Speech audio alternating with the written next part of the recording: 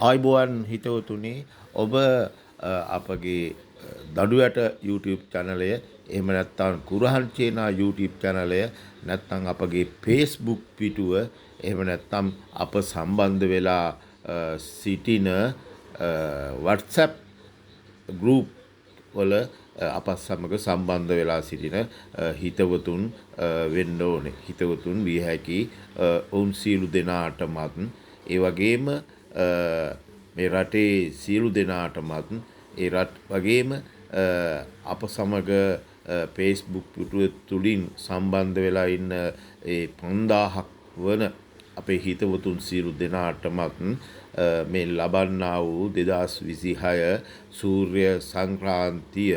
එහෙම නැත්නම් මේ ලබන්නා වූ 2026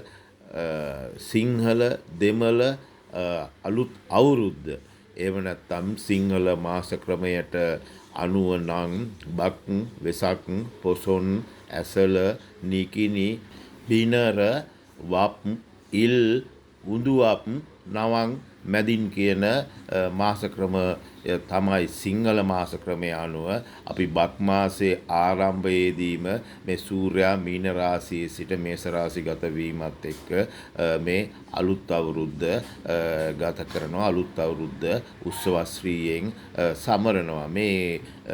ගොවි ජනතාවටත් මේක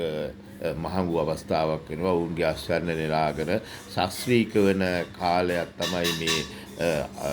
මාස ක්‍රමයට අනුව කියනවා අප්‍රේල් මාසයේ නැත්නම් බක් මාසයේ. ඉතින් එතකොට වුන් මේ මාසයේදී මේ උත්සවය සමරනවා. ඊට පසු වෙසක් මාසයේදී බුදුරජාණන් වහන්සේගේ උපන් දිනය බුදු වීම හා පිරිනිවන් පෑම යන අවස්ථා තුනම එකට එකතු කරලා වෙසක් පෝය දිනය සමරනවා. ওই ආකාරයට පොසොන් පෝය දිනය, ඇසළ පෝය දිනය, ওই ආකාරයට මාසයෙන් මාසයට එන පෝය දිනයන් වුන් බෞද්ධයන් වශයෙන් කටයුතු කරන. ඒ වගේම අනිකුත් ජාතීනුත් තමන්ගේ ආගමික හා සංස්කෘතිය අනුව ඔවුන්ගේ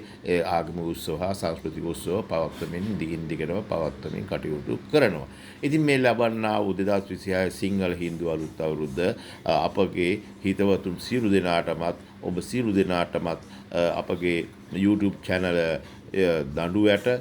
කුරහන් චේනා එහෙම නැත්නම් අපගේ WhatsApp group වල එහෙම නැත්නම් අපගේ Facebook පිටුවේ සුදත් අබේවර්ධන Facebook පිටුව බලන ඔබ සියලු දෙනාටම සුබම සුබ අවුරුද්දක් වේවා යනුවෙන් ප්‍රාර්ථනා කරනවා මේ ලබන්නා වූ 2026 සිංහල හා හින්දු අලුත් අවුරුද්ද